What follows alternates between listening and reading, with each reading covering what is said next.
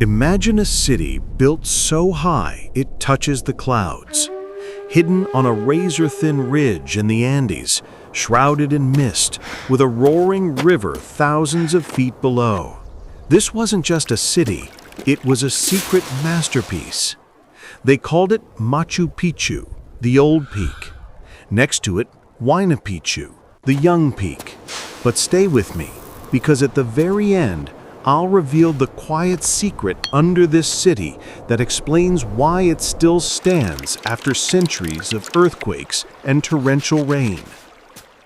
Machu Picchu rests 2,430 meters above sea level. It's hidden on a razor-thin ridge in the Andes Mountains of southern Peru, South America, balanced on a saddle between two sharp peaks.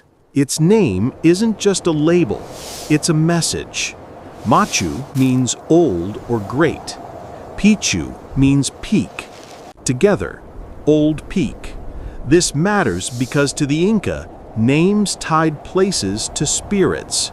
From Huayna Picchu, the younger peak, the city looks like a giant stone sketch across the ridge. In just a century, the Inca built the largest empire in pre-Columbian America. They spoke Quechua, honored Inti, the sun, and revered Apus, the mountain spirits. Instead of iron, wheels, or writing, they had something else: planning. Roads, terraces, storehouses, and a system called mita, a labor tax. They recorded with quipu, knotted cords. It was simple, but world-class. And as you'll see, this system is the key to building a city in the clouds. Most scholars point to one man, Pachacuti Inca Yupanqui, around 1450 CE, the empire's great builder, reconstructor of Cusco. Machu Picchu was likely his royal estate, a place for rituals, astronomy, and honoring sacred peaks. The city's layout says it all. Sacred temples at the core, elite homes nearby, and farming terraces along the edges. A city designed to impress both people and gods. Here's the first genius move. The slope was too steep, so the Inca made land.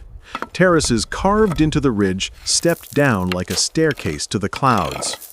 Each was layered: stones, gravel, sand, and fertile soil. Rain drained, soil stayed.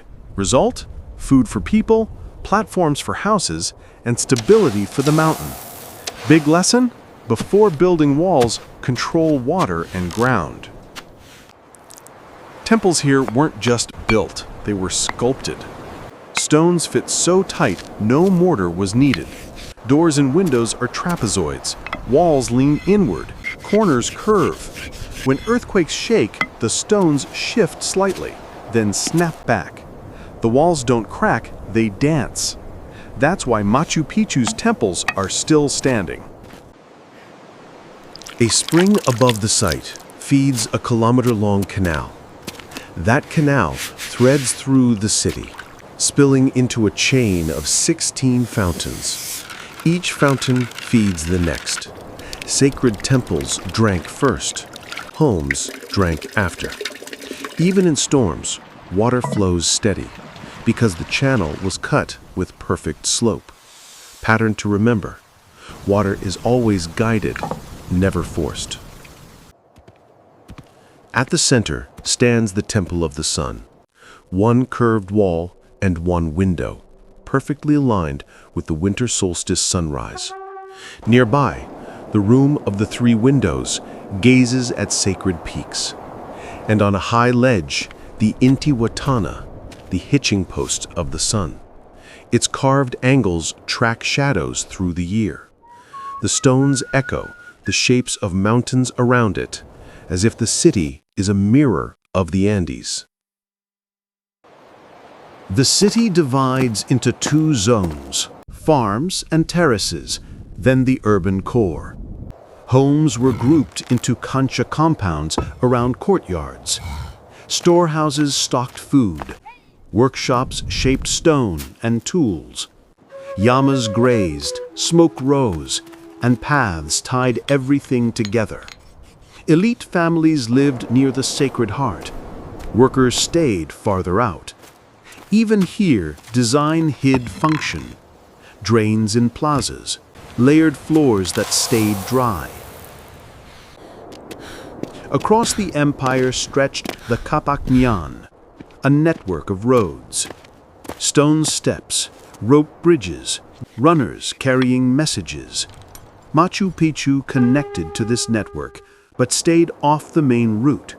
Supplies and pilgrims could arrive, but the city stayed remote, hidden, protected by its terrain. Then came the 1500s, the Spanish conquest, war, disease, collapse. Machu Picchu was likely abandoned. Because it was so remote, the Spanish never found it. The forest swallowed it whole. Roofs fell, walls stayed. That is why it survived when other Inca cities were destroyed. Local families never forgot the walls on the ridge. In 1911, Hiram Bingham, guided by farmers, brought the ruins to world attention. Photos, maps, and digs followed. Debate about its purpose continues, but its brilliance is beyond question. Today, careful restoration keeps its stones alive.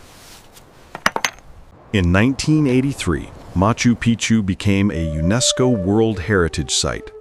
In 2007, it was voted one of the new 7 wonders of the world. But fame brings risk. Tourists wear down stone and soil.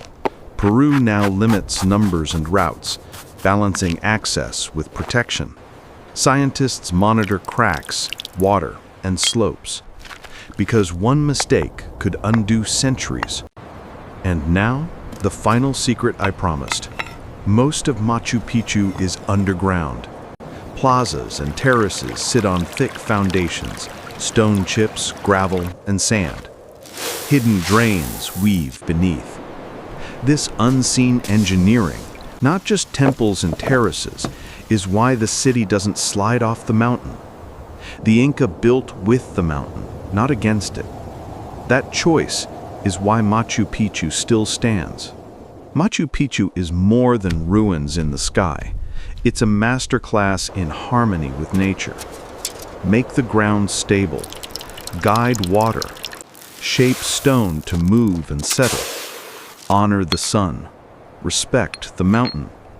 That's why, 6 centuries later, this city in the clouds still whispers its secrets.